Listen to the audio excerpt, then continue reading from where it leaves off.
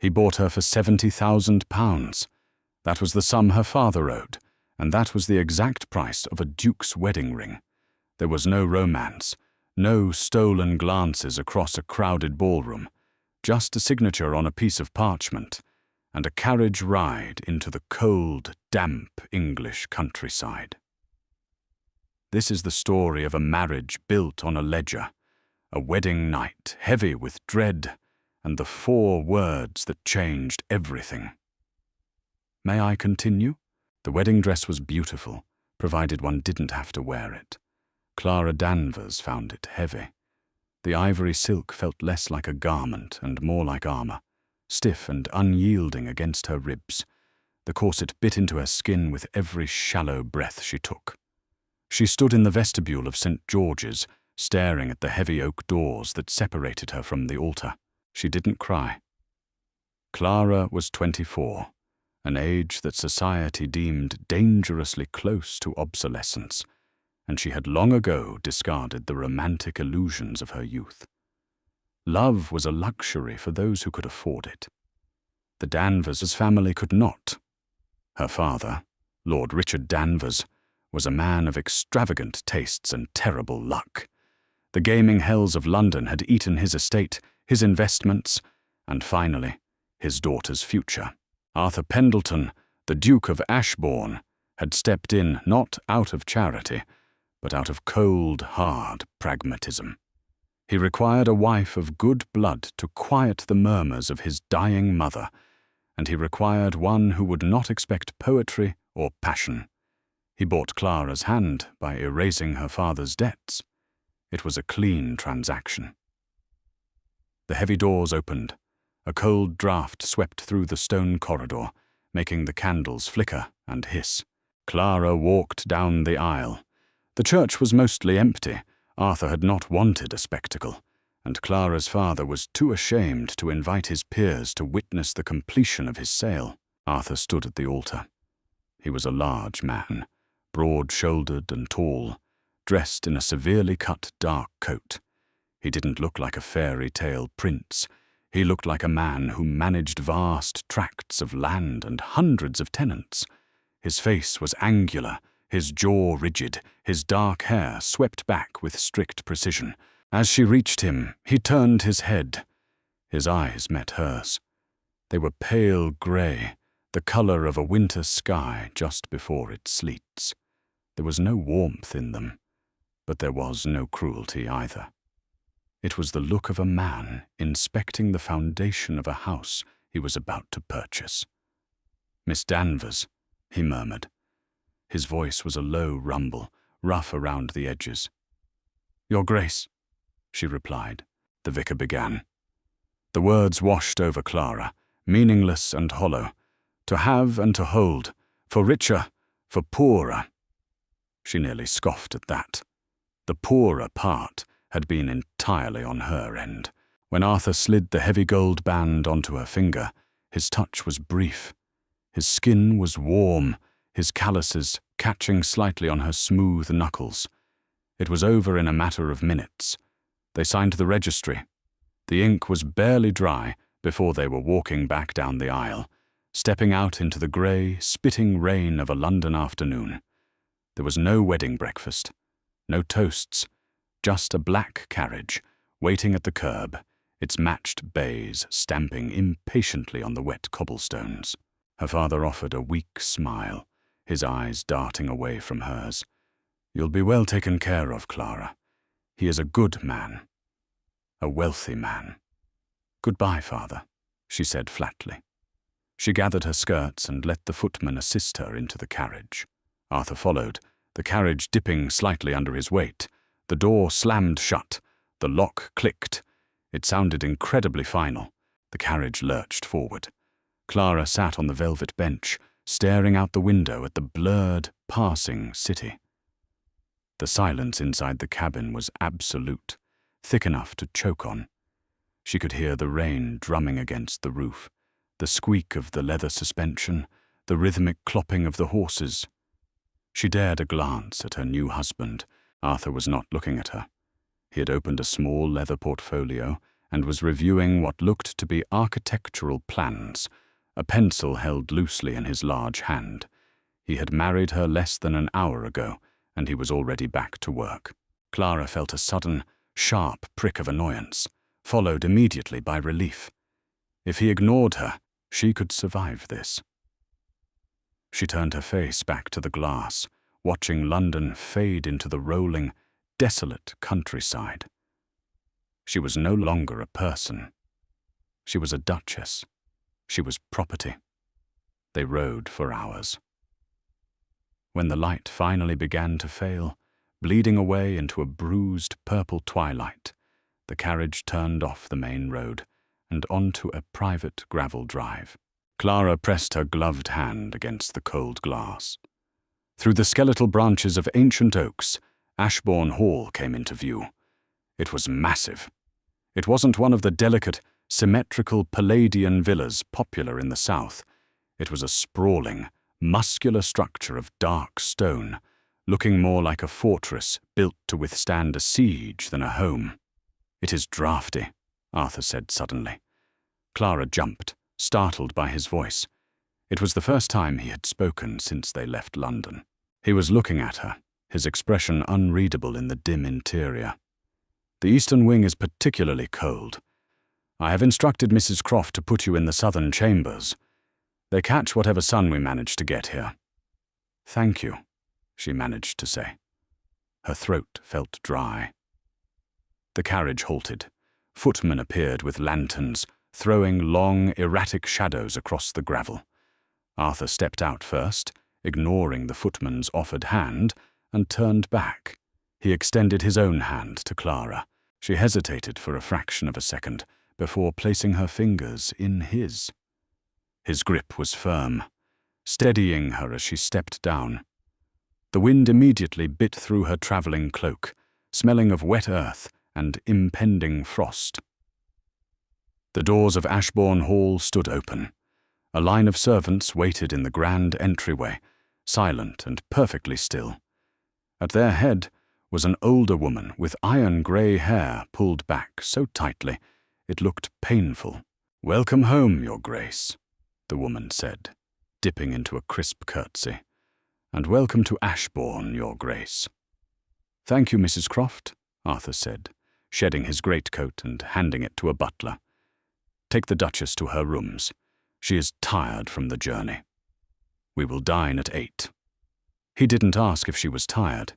He simply stated it as a fact, an order given to the household. He offered Clara a brief, stiff nod and walked away, disappearing down a long, dimly lit corridor.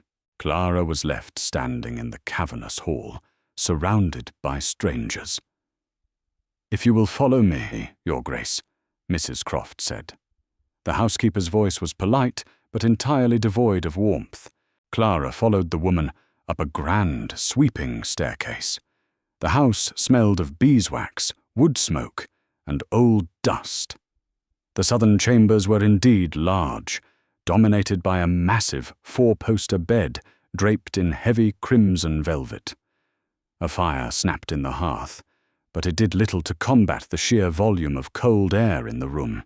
A young maid named Martha helped Clara out of her travelling clothes and into a simpler evening gown of dark blue wool. Clara sat at the vanity, staring at her reflection, as Martha pinned her hair up. She looked pale, exhausted. Dinner was a masterclass in awkwardness. The dining room was 70 feet long. Clara was seated at one end, Arthur at the other. Between them stretched a wasteland of polished mahogany, illuminated by 3 massive silver candelabras. They ate in silence. The clinking of heavy silver cutlery against porcelain echoed off the vaulted ceiling. Clara forced herself to chew the roasted mutton, though it tasted like ash in her mouth. Her stomach was in knots. The wedding night. The thought hung over the table like an executioner's axe. She knew what was expected of her. She had been raised to understand a woman's duty. Her father had made it abundantly clear before she left. Give him an heir, Clara. That is all he requires. Once that is done, you may live as you please. But the reality of it, the physical reality of submitting to this large, silent stranger sitting 40 feet away, made her hands tremble. She laid her fork down, unable to stomach another bite. Arthur looked up from his plate. "The food is not to your liking?" "The food is fine, Your Grace. I am simply not hungry." He wiped his mouth with a linen napkin. "You should eat. You are too thin." Clara stiffened. The sheer audacity of the critique sparked a sudden, rebellious anger in her chest. She had spent the last 2 years rationing food in her father's house so the servants could eat. "I apologize if my appearance displeases you," she said, her voice icy. "Perhaps you should have checked the merchandise more thoroughly before finalizing the purchase." The silence that followed was deafening. The footman standing near the sideboard actually stopped breathing. Arthur didn't yell. He didn't slam his fist on the table. He simply sat back in his chair, his pale grey eyes fixing on hers through the flickering candlelight. For a long moment, he studied her. "I didn't buy a prize mare, madam," he said quietly. "I married a wife. I merely observed that you look exhausted. You will find that I am a man of plain speaking. I expect you to be the same." He stood up, tossing his napkin onto the table. "I will be in my study. I will come to your rooms at 11. He turned and walked out. Clara sat entirely still, her heart hammering against her ribs. 11. The schedule was set. The transaction was moving to its final phase. By 10:30, Martha had brushed Clara's hair until it fell in a heavy, dark curtain over her shoulders. She had helped Clara into a nightgown of fine white cotton, modest, practical, but entirely too thin for the chill of the room. "Will there be anything else, Your Grace?" Martha asked, keeping her eyes respectfully lowered. "No, Martha. Thank you. You may go to bed." The maid curtsied and slipped out the door, the latch clicking shut behind her. Clara was alone. The fire had burned down to glowing red embers, casting long, shifting shadows across the patterned wallpaper. Clara paced. The floorboards creaked under her bare feet. She felt like a prisoner waiting for the guard to turn the key. She walked to the window and looked out. The rain had stopped, and a pale, watery moon had broken through the clouds, illuminating the sprawling grounds of the estate. It was beautiful in a desolate, terrifying way. This was her life now. Trapped in a stone box with a man who scheduled his intimacy like a board meeting, she tried to calm her breathing. "It will be brief," she told herself. Men like him lack the patience for anything drawn out. Close your eyes. Detach your mind. Let him take what he paid for. A heavy knock sounded at the door. Clara froze. Her breath hitched in her throat. "Come in," she managed to say. It came out as a raspy whisper, but he heard it. The heavy brass handle turned. Arthur stepped into the room. He was not wearing a silk dressing gown or looking in any way relaxed. He had simply removed his coat and cravat. He wore a crisp white linen shirt, the collar open, exposing the strong column of his throat, and dark trousers. He looked massive in the dim light of the bedroom, his presence eating up the oxygen. In one hand, he carried 2 crystal glasses. In the other, a small decanter of amber liquid. He closed the door behind him and walked over to a small table near the fireplace, setting the glasses down. He poured a generous measure into both. "Brandy?" he said, turning to look at her. She was still pressed against the window, her arms crossed tight over her chest, a physical barrier against him. "You look as though you are about to face a firing squad, Clara. Drink this." He held out a glass. She hesitated, then crossed the room slowly. She kept her eyes on the glass, avoiding his face. Her hand shook slightly as she took it from him.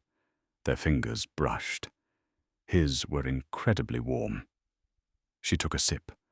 The brandy was harsh, burning a trail down her throat, but it immediately sent a rush of heat into her cold stomach.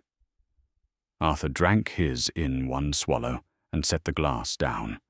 He didn't move closer to her. He stood near the hearth, looking into the dying embers. "I am aware," he began, his voice low, lacking the clipped authority it had at dinner, "that this is not the marriage you desired." Clara looked up at him, surprised by the admission. "It is the marriage I have, Your Grace." "Arthur," he corrected softly, "when we are alone, you will call me Arthur. I will not have titles between us in a bedroom." "Arthur, then." He turned his head to look at her. The moonlight caught the sharp angle of his cheekbone. "Your father's debts were substantial. The men he owed were not gentlemen. They were preparing to take things much more valuable than his property to settle the score. I stepped in because the Danvers name is too old to be dragged through that particular mud. And because I needed a wife. A mutually beneficial arrangement," she said bitterly. "Yes." He took a step toward her. Clara immediately took a step back, her shoulders hitting the heavy wooden bedpost. She couldn't help it. The flinch was instinctual. Arthur stopped instantly. He looked at her hands, still clutching the empty brandy glass so tightly her knuckles were white. He looked at her posture, stiff and braced for impact. He saw the sheer, unadulterated dread in her eyes. The silence in the room stretched, thick and heavy. Clara squeezed her eyes shut, turning her head away. "Just do it!" she screamed in her mind. "Just throw me on the bed and get it over with. Don't look at me like a wounded animal." She felt the warmth of him as he stepped closer. She squeezed her eyes tighter, her heart pounding a frantic rhythm against her ribs.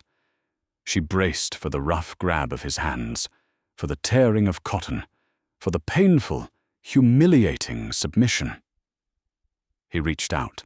His hand touched her shoulder, but it wasn't a grab. It was a weight.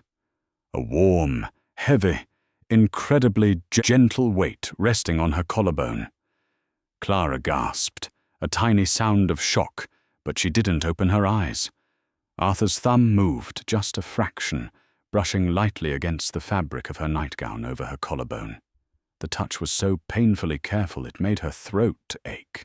He didn't pull her. He didn't push her toward the mattress.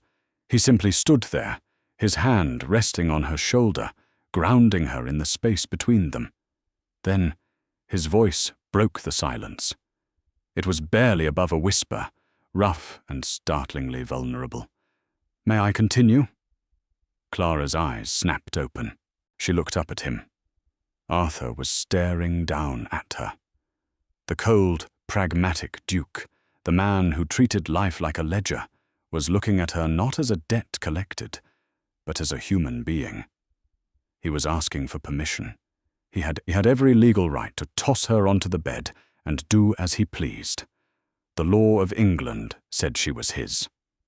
The church said she was his. Her father had sold her to him, but Arthur Pendleton was standing in the dim light of their wedding night, his hand resting gently on her shaking shoulder, waiting for a sign, waiting for her consent. If she said no, she realized with a sudden, crashing wave of clarity, he would take his hand away. He would turn around and walk out the door. The transaction was dead. The ledger was closed. Clara looked into those pale grey eyes, and for the first time since she had walked down the aisle, the ice around her cynical heart cracked. She swallowed hard, the last burn of the brandy fading in her throat. She looked at his large hand on her shoulder, feeling the steady heat of it. She took a slow, trembling breath and held his gaze. "Yes," she whispered. "You may." The bed was empty when Clara woke. She turned her head against the heavy linen pillowcase. The space beside her was cool to the touch. The indentation on the mattress, the only proof that Arthur had been there at all. The fire had died completely, leaving the massive stone room biting cold. Clara lay still, staring up at the velvet canopy. She took a mental inventory of her body, her mind, her reality. There was no pain, no lingering humiliation. The wedding night had not been a sudden, miraculous explosion of passion. She was far too cynical to expect such nonsense, and Arthur was far too grounded to attempt it. Instead, it had been a quiet, careful dismantling of her dread. He had been exactly as he promised, deliberate, watchful, and intensely present. He had not closed his eyes and pretended she was someone else, and he had not rushed. He had treated her with a startling, sobering reverence, reading her rigid posture, pausing when she tensed, moving only when she exhaled. He hadn't said, "I love you." He had said, "Are you all right?" To Clara, the latter was infinitely more valuable. A soft knock interrupted her thoughts. Martha slipped into the room, a heavy scuttle of coal in one hand and a steaming pitcher in the other. "Good morning, Your Grace," the maid said, her breath pluming in the frigid air. She moved quickly to the hearth, kneeling to coax the embers back to life. "Good morning, Martha. What time is it?" "Past 8, Your Grace." "The Duke has been out since 6. He rode down to the lower tenant farms. The frost took a toll on the winter wheat." Clara sat up, pulling the thick quilts around her shoulders. Her father would not have known if a frost killed his crops unless a steward handed him a piece of paper demanding money. Arthur was out in the dirt before sunrise. "Did he say when he would return?" she asked, trying to sound casual. "He left word with Mrs. Croft that you were not to be disturbed, and that he would see you at luncheon." Martha poured hot water into the porcelain basin on the washstand. "He also left this on the vanity, Your Grace." Clara slipped out of bed. The floorboards were like ice against her bare feet. She crossed the room to the dark oak vanity. Sitting beside her silver-backed hairbrush was a small, folded piece of thick parchment. She opened it. The handwriting was sharp, black, and economical. No flourishes. The southern rooms are draughty despite my instructions. I have ordered the fires kept high. Do not hesitate to command the staff. This house is yours to run. A. It was not a love letter. It was an operational directive. Clara read it twice, a strange, tight feeling blooming in her chest. This house is yours to run. An hour later, dressed in a practical gown of dark green wool, Clara descended the main staircase. The hall was silent, echoing with the ticking of a massive grandfather clock. She found Mrs. Croft in the morning room, aggressively reviewing a stack of butcher's bills. The housekeeper stood immediately.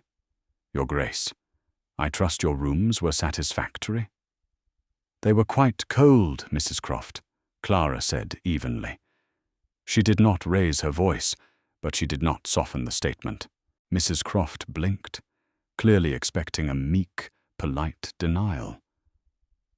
"I apologize, Your Grace. The wind shifts off the moors in November. I will have the footman double the coal rations." "Thank you." Clara stepped further into the room, her eyes landing on the scattered bills. "You are doing the household accounts?" "Just the weekly tallies, Your Grace. The Duke prefers strict oversight." Clara moved to the table. For the last 4 years, her entire existence had been defined by staving off butchers, bakers, and tailors who screamed for unpaid debts. She knew the cost of mutton down to the farthing. She knew how much wax a household burned in a week. She picked up the butcher's tally. She scanned the column of numbers. 2 shillings a pound. For salted beef? Clara murmured, frowning. That is highway robbery. Even in London, in the dead of winter, it does not exceed 1 and 6pence. Mrs. Croft stiffened. Mr. Higgins has supplied Ashbourne Hall for 20 years, Your Grace. Then Mr. Higgins has been robbing Ashbourne Hall for a very long time, Clara replied. She dropped the paper back onto the desk. She looked directly at the older woman. Arthur, the Duke, may have infinite resources, Mrs. Croft. But I have spent my adult life managing a household teetering on the edge of ruin. I will not tolerate waste. Send word to Mr. Higgins. Tell him the Duchess finds his prices insulting. If he does not lower them to 1 and 4p, we will slaughter our own cattle and salt the meat ourselves. Mrs. Croft stared at her. For a long, silent moment, the battle lines were drawn, the old guard assessing the new blood. Clara held her ground, her chin raised, her expression utterly flat. She would not be a ghost in this house. She was bought and paid for. She might as well earn her keep. Slowly, the rigid line of Mrs. Croft's mouth softened. A faint, almost imperceptible gleam of respect appeared in the housekeeper's eyes. Yes, Your Grace, Mrs. Croft said, dipping her head. I will send the boy down to the village immediately. Luncheon was served in a smaller parlour off the main hall, overlooking a sprawling, unkempt garden. Arthur arrived exactly at noon. He smelled of horse sweat, leather, and biting wind. His boots were caked in grey mud. He stopped in the doorway, looking at Clara as she sat by the window. You changed the butcher's contract, he said. It wasn't a question. Clara set her teacup down on the saucer. The porcelain clinked sharply. I did. If you wish to overturn my decision, you may do so. But the man was overcharging you by a staggering margin. Arthur walked into the room. He didn't sit. He poured himself a glass of ale from the sideboard and took a long drink. When he lowered the glass, he was watching her with that same intense, assessing gaze he had used at the altar. Higgins stormed up to the estate office an hour ago, Arthur said, his voice a low rumble. Was red in the face. Said a London girl had no business dictating country prices. Clara tightened her grip on her napkin. She prepared for the reprimand. And what did you tell him? I told him, Arthur said, setting the glass down, that he was lucky you did not audit the last decade of his receipts, and that if he ever spoke disrespectfully of my wife again, I would cancel his lease. Clara's breath caught. She stared at him, entirely disarmed. Arthur pulled out a chair and sat opposite her. He reached for a slice of bread, tearing it with strong, dirty hands. He agreed to 1 and 3p. You saved me £30 a year in 5 minutes, Clara. I know numbers, she said quietly. It was the only thing I was allowed to control in my father's house. How much we owed. How long we could hide it. Arthur stopped chewing. He looked at her, his pale eyes tracking the sudden vulnerability in her face. The cynical armor had cracked just for a second, revealing the exhausted woman underneath. You are not hiding here, he said softly. He didn't offer pity. He didn't offer a dramatic declaration. He simply stated a fact, grounding her in the present reality of the stone walls around them. Over the next 3 weeks, a rhythm established itself. It wasn't romantic in the traditional sense. There were no poetry readings in the drawing room, no moonlit strolls. Winter had clamped down on Yorkshire with a vicious grip, freezing the ground solid and turning the sky the colour of bruised iron. But there was a different kind of intimacy blooming between them, the intimacy of shared labour. Clara practically took over the estate office. She found Arthur buried under a mountain of tenant requests and crop yield projections one afternoon, and, without asking permission, pulled a chair up to the opposite side of his massive oak desk. She took half the stack. At first he had watched her, wary and silent, but when she efficiently cross-referenced a grain shortage With a secondary supplier in a neighbouring county, saving him a week of travel, he had simply handed her the inkwell. They worked in companionable silence for hours. The scratch of their quills became a shared heartbeat. Clara realized, with a slow, creeping sense of awe, that Arthur Pendleton was not merely a duke. He was the linchpin holding thousands of lives together. When a roof collapsed in the village, Arthur paid for the timber. When a fever swept through the dairy farms, Arthur rode out with the physician, risking his own health to ensure the quarantine was managed properly. He was a good man. Not a charming one, not a soft one, but a profoundly good one. One evening, deep into December, they were in the study. The wind was howling outside, rattling the heavy glass panes. Clara was rubbing her temples, staring at a ledger detailing the coal consumption of the tenant cottages. "Your eyes are strained," Arthur noted, not looking up from his own paperwork. "I am fine," she lied, blinking against the blurriness. Arthur set his pen down. He stood up, walking around the large desk. Clara tensed slightly, a residual reflex she hadn't quite unlearned. He stopped behind her chair. He didn't speak.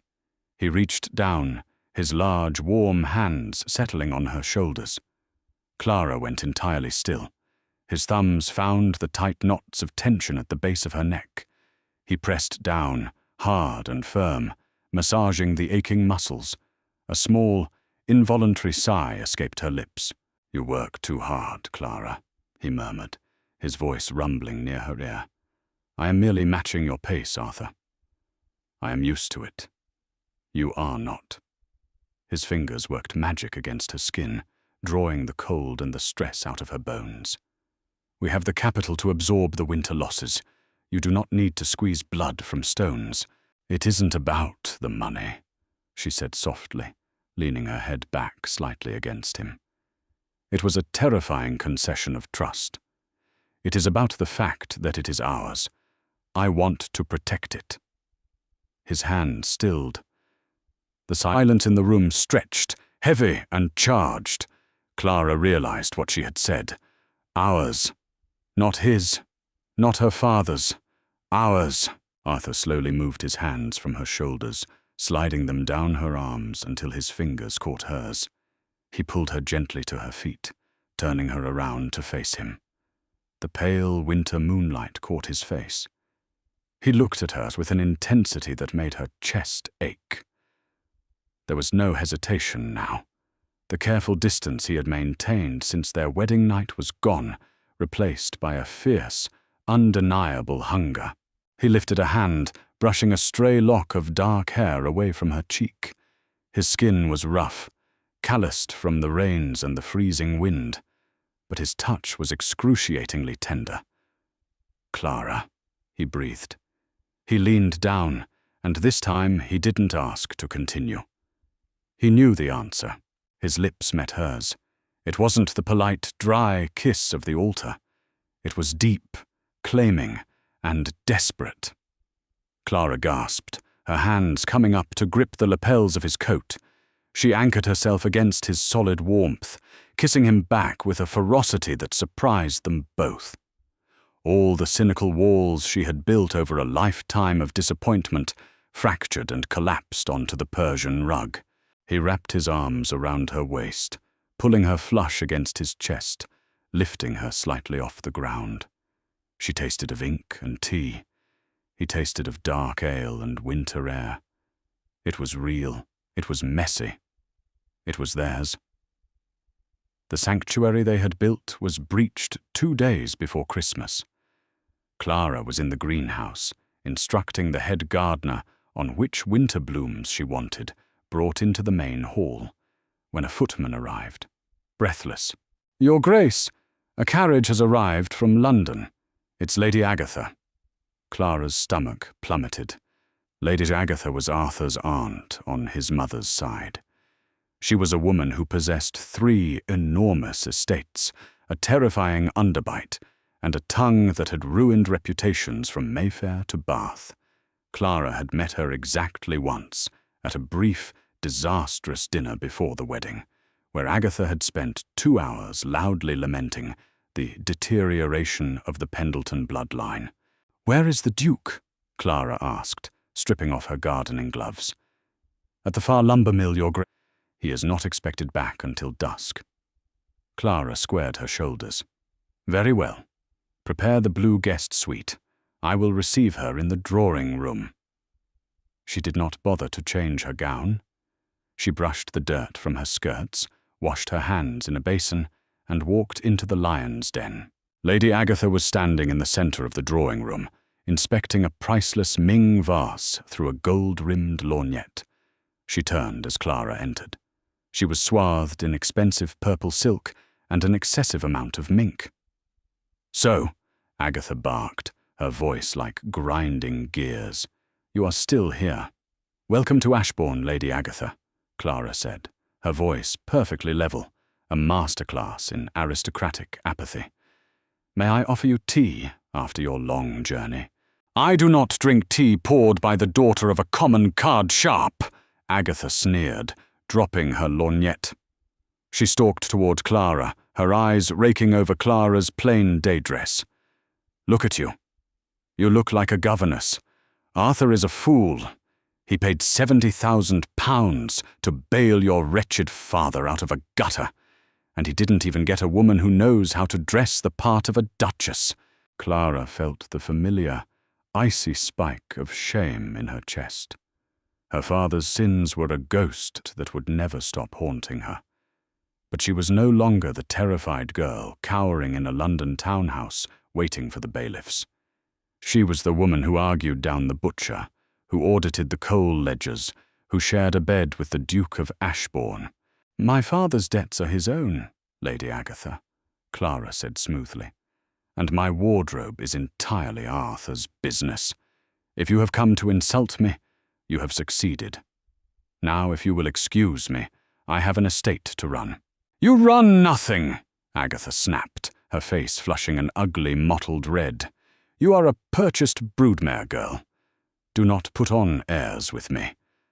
Once you give him a son, he will banish you to the dower house and take a mistress in London, just like every sensible man of his station. Is that so?" The voice came from the doorway. It was quiet. It was lethal. Clara and Agatha both whipped around. Arthur stood there.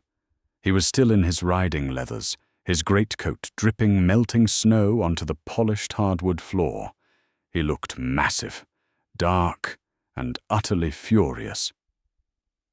"Arthur, darling boy," Agatha said, her tone instantly sweetening into something sickly and cloying.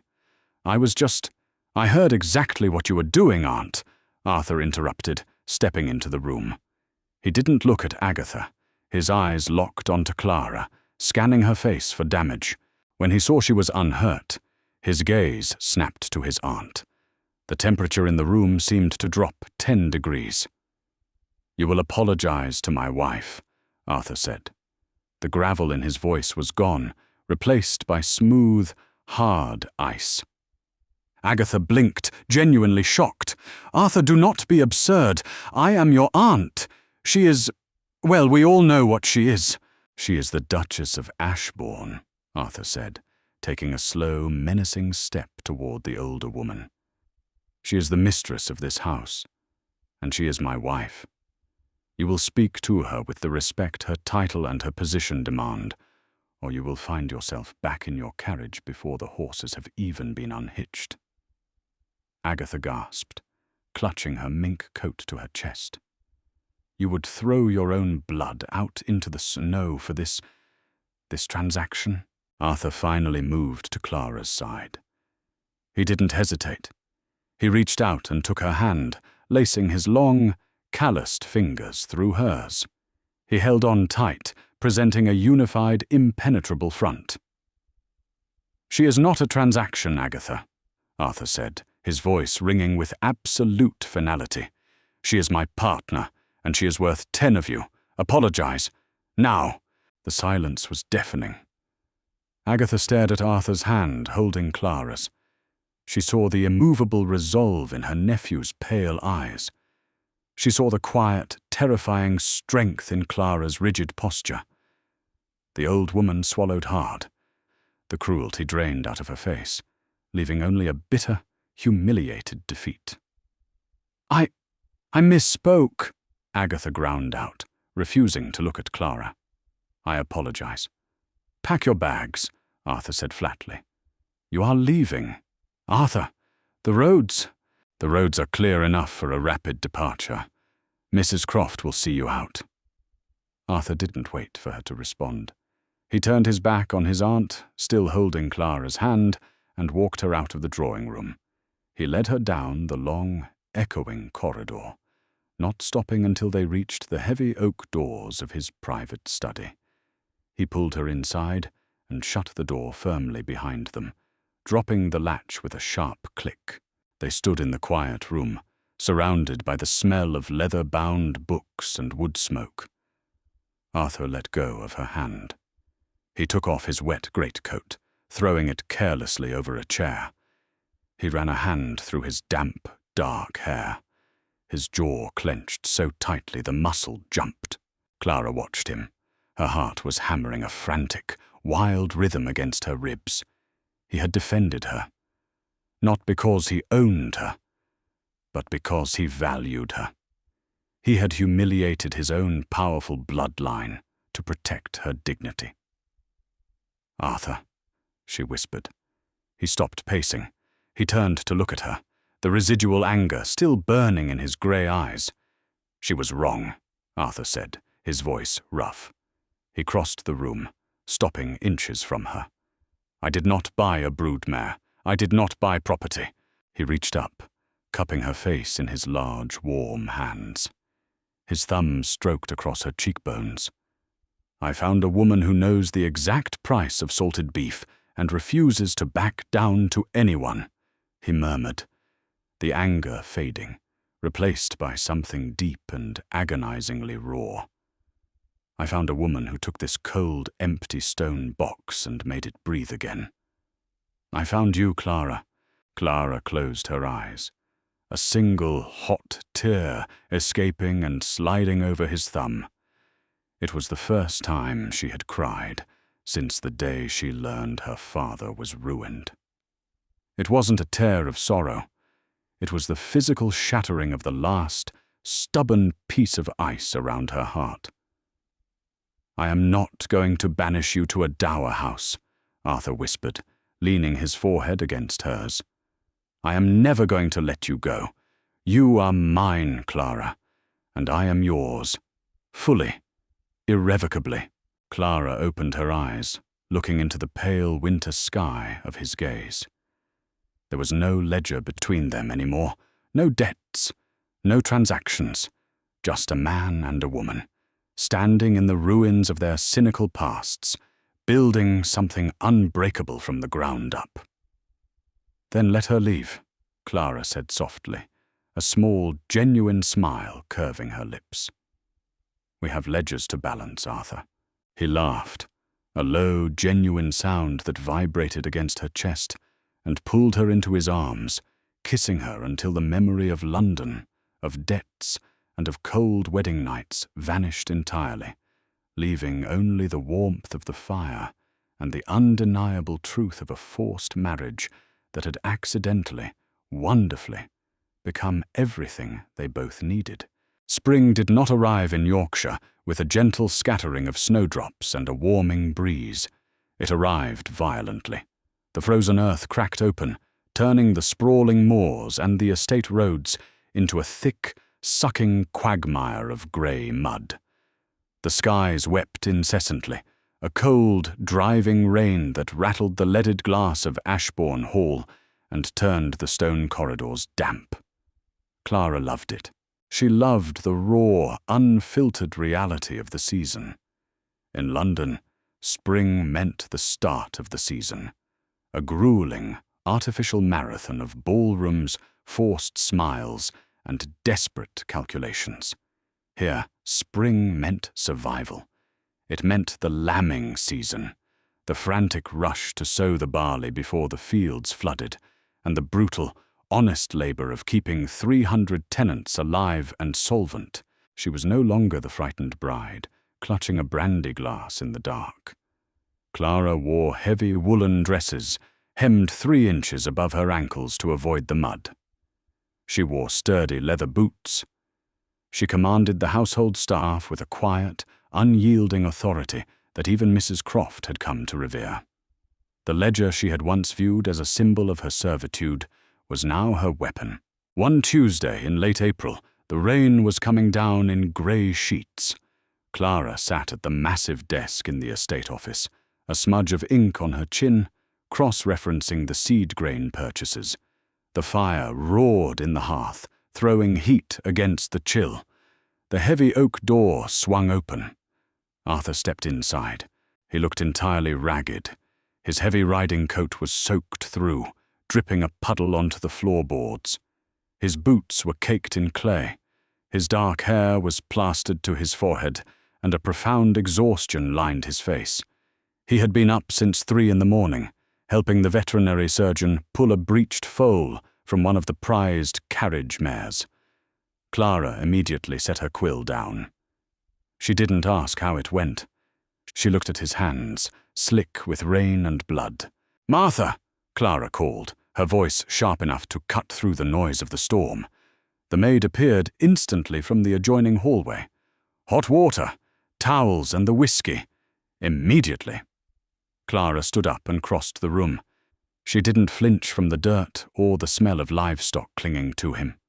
She reached up and began working the heavy, wet buttons of his coat. Arthur stood perfectly still, letting her strip the sodden wool from his shoulders. He looked down at her, his pale grey eyes heavy. "The mare lived," he rasped, his voice raw from shouting over the wind.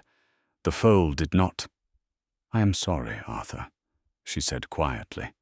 She pulled the coat free and tossed it onto a wooden chair near the fire.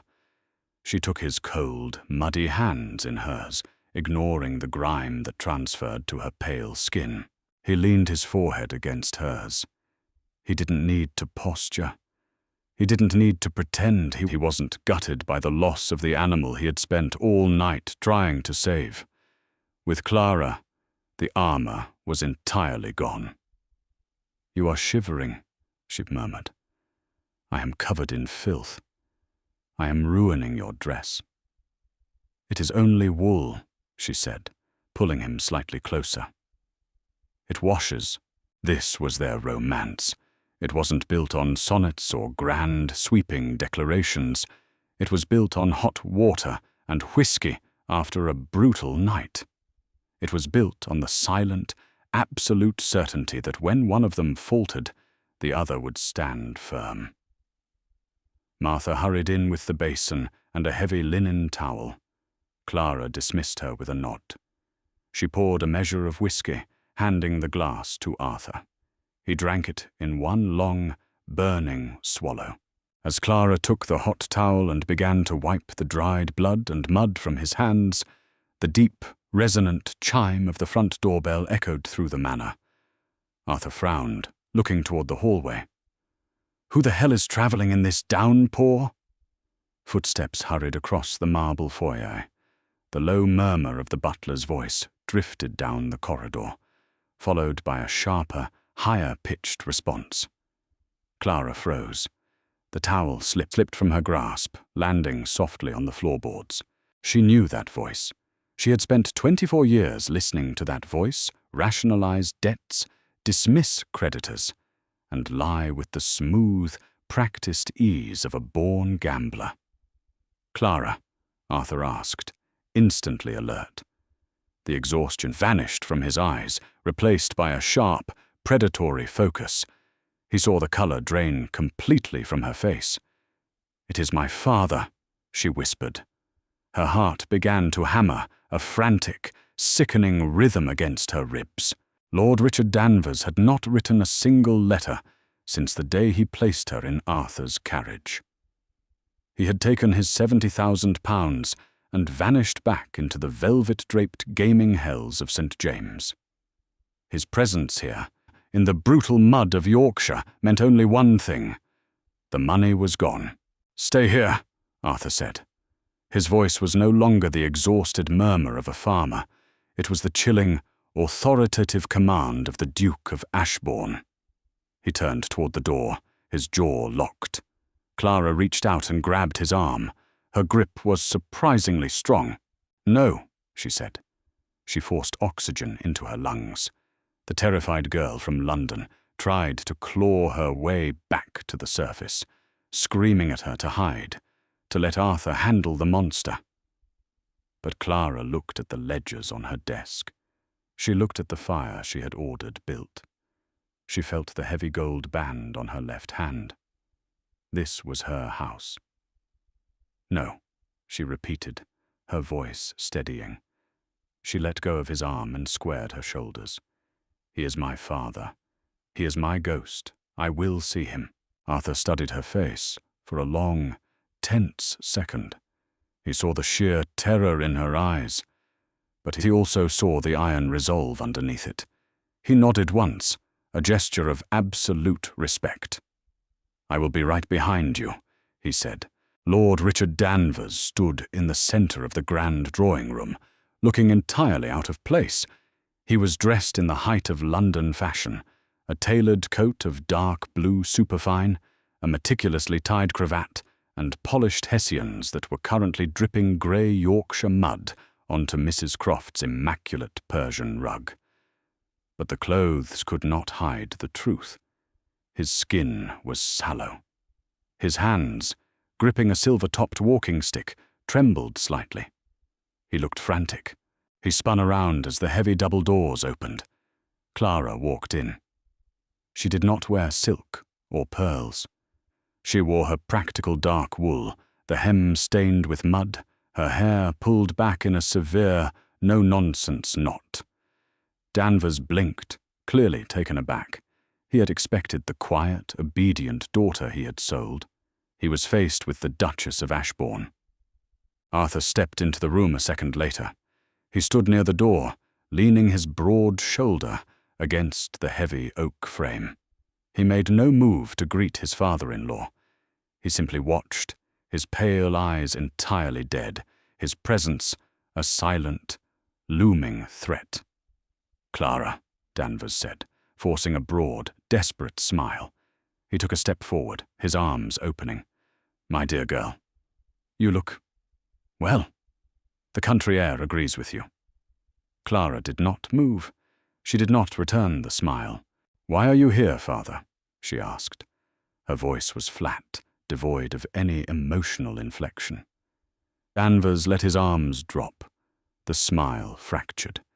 He shot a nervous glance at Arthur, then back to Clara. "Is that any way to greet your flesh and blood? I have traveled for 3 days through an infernal storm to see my only child." "You traveled for 3 days because you are running from something," Clara stated. She walked slowly toward the fireplace, putting a physical distance between them. "Or running toward something, namely Arthur's vault. Which is it?" Danvers' face flushed a dull, ugly red. "You are insolent. I see your new station has given you ideas above your breeding." "My station gave me exactly what you sold me for," Clara shot back, her tone dropping a register. "Speak plainly, father. We have an estate to run, and your boots are ruining the rug." Danvers gripped his walking stick tighter. The charming facade crumbled completely, revealing the panicked, desperate addict underneath. "I need £20,000, he blurted out. The words hung in the air, heavy and toxic. Clara closed her eyes for a brief second.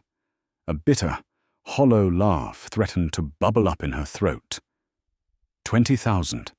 It was a staggering sum. A sum that could build a hospital or feed an entire village for a decade. He had likely lost it on the turn of a single card. "No," she said. Danvers stared at her. "What?" "No," Clara repeated, opening her eyes. She looked at him with an icy detachment that she hadn't known she possessed. "You will not see a single penny from this house," Danvers took a menacing step toward her. "You ungrateful little wretch! I gave you this life. I secured this marriage for you. Without me, you would be a spinster rotting in a debtor's prison. You owe me. I owe you nothing." Clara's voice cracked like a whip in the large room. The repressed anger of 24 years finally shattered its restraints. She stepped forward, closing the distance, her eyes blazing. "You did not secure a marriage, you arranged a liquidation. You sold me to clear your ledger. You placed a price on my head, took the money and walked away. The transaction is complete, Lord Danvers. You have no further line of credit here." Danvers sneered. He realized he could not bully her. He pivoted, turning his desperate gaze toward the man leaning against the doorframe. "Your Grace," Danvers pleaded, shifting his tone to one of gentlemanly solidarity. "Surely you can see reason. A man of your vast wealth. 20,000 is a drop in the ocean. If I default, the scandal will reach your door. Your wife's name will be dragged through the mud." Arthur did not push off the doorframe. He did not raise his voice. He simply looked at Danvers with the cold, detached interest of a man watching an insect drown. "My wife's name is Pendleton," Arthur said smoothly. "Her reputation is entirely secure."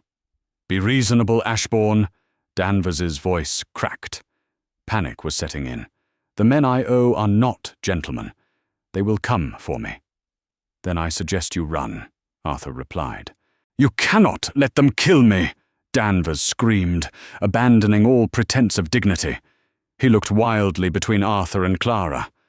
Arthur finally moved.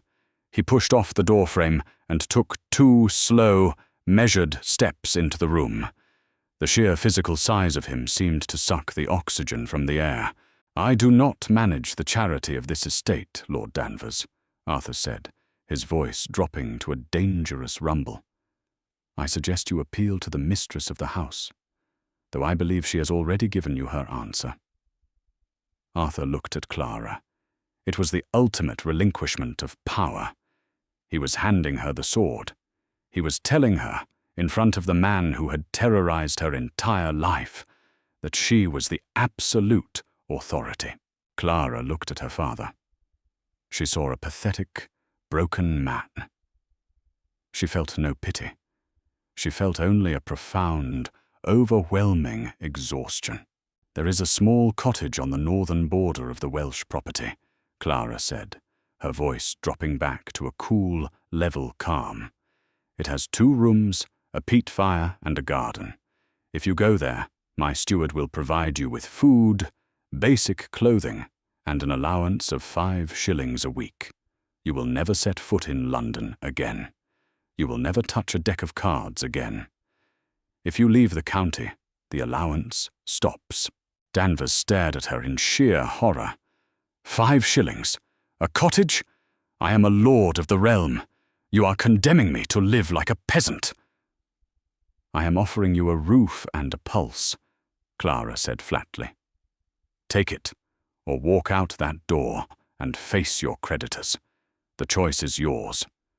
But know this, if you ever show your face at Ashbourne Hall again, I will have the gamekeepers shoot you for trespassing."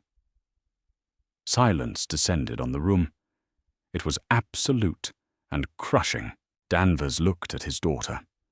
He searched her face for a trace of the weak, malleable girl he had manipulated for years. He found nothing but granite. He looked at Arthur, whose hand rested casually near the heavy iron poker by the fireplace. Danvers's shoulders slumped. The walking stick fell from his trembling hand, clattering loudly against the floorboards. He had lost.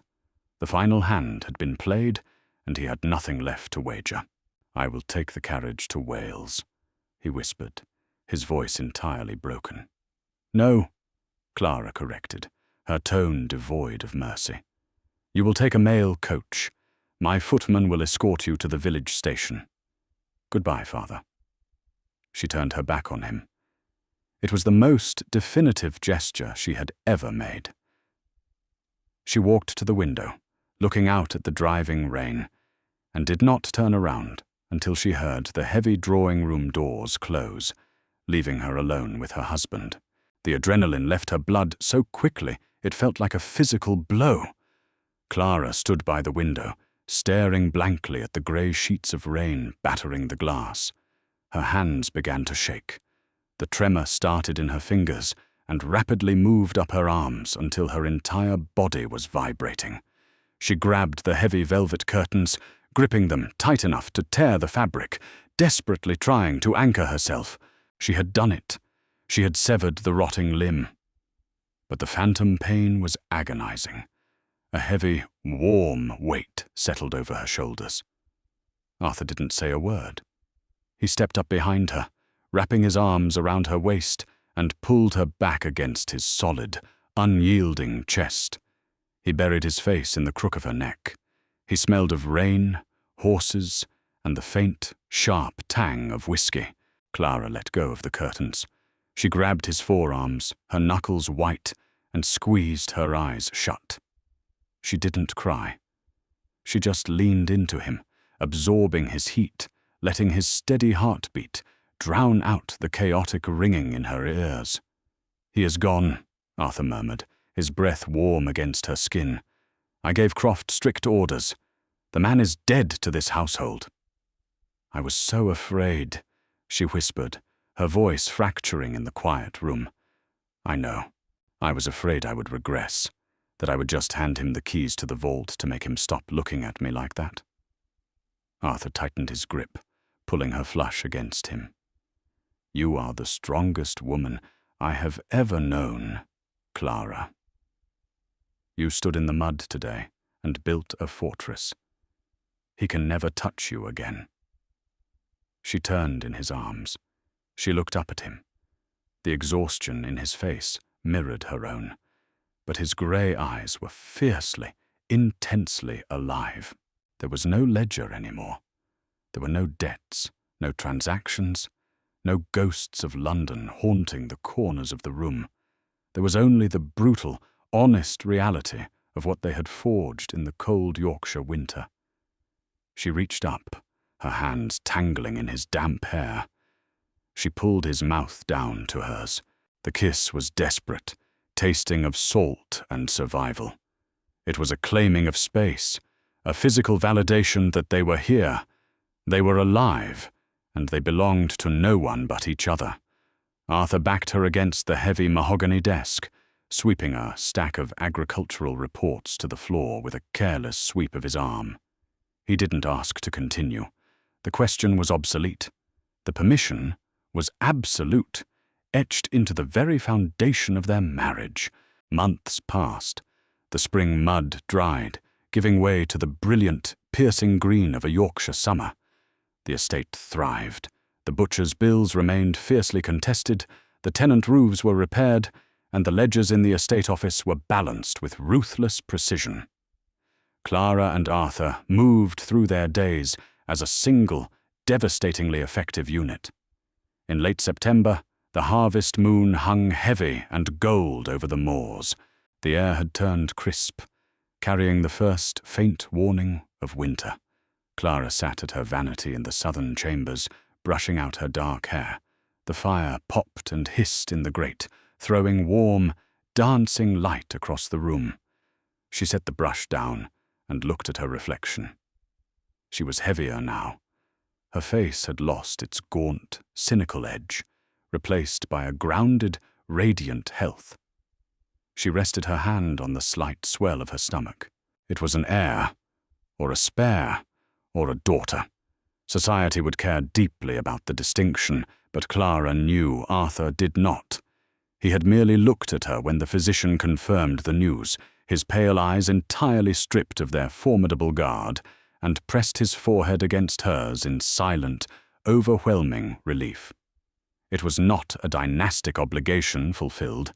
It was an extension of their partnership. The heavy brass handle of the bedroom door turned. Arthur stepped in. He had shed his coat and cravat, his white linen shirt open at the collar.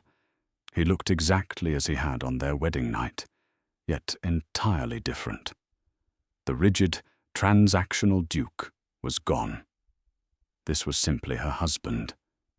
He crossed the room, carrying 2 crystal glasses of amber liquid. He set one down on the vanity in front of her. "You cannot drink it," he noted, a faint, teasing smile playing at the corner of his mouth. "But I poured it for the symmetry," Clara smiled, a genuine, easy expression that reached her eyes. She picked up the glass and inhaled the sharp scent of the brandy, letting the memory wash over her. It no longer sparked dread. It sparked a profound sense of gratitude. Arthur stepped behind her. He placed his large, warm hands on her shoulders. Clara looked at him in the mirror. He caught her gaze in the reflection. His thumbs moved, tracing the delicate line of her collarbone, a deliberate, tender echo of the very first time he had touched her. "I was reviewing the winter coal projections today," Arthur murmured, leaning down so his cheek brushed against her hair. "And?" she asked softly. "And I realized you approved a 5% increase for the tenant cottages without consulting me." Clara leaned back into his solid warmth. "They need it, Arthur. The frost will be harsh this year." "I am not arguing with the decision, Duchess," he said, his voice a low, vibrating rumble that sent a shiver down her spine. "I am merely pointing out that you are spending my money with alarming ease." "It is our money," she corrected, turning her head to press a kiss to his jaw. Arthur's hands slid down from her shoulders, wrapping around her waist, his large palms resting gently over her stomach. He held her there, fiercely protective, intensely present. He looked at her in the mirror, his grey eyes dark with an emotion that needed no poetry to explain. It was solid. It was real. "Clara," he whispered into the quiet room. She turned in her chair, facing him, looking up into the face of the man who had bought her debts and given her a life. "Yes?" she asked. He reached out, his calloused thumb brushing gently across her lower lip. A slow, deeply human smile broke across his face. "May I stay?" Clara reached up, covering his rough hand with hers, pressing it tightly against her cheek. The ledger was closed forever. The night was entirely theirs. "Always," she said. From a £70,000 debt to a fortress built on absolute trust, Clara and Arthur proved that real romance isn't about grand, sweeping fairy tales. It is about respect, shared burdens, and finding someone who hands you the sword when your demons come knocking. If their journey from a cold transaction to an unbreakable, fierce partnership struck a chord with you, hit that like button right now. Share this video with a friend who loves grounded, deeply real historical drama, and make sure you subscribe to the channel for more stories where the real burn lies in the truth.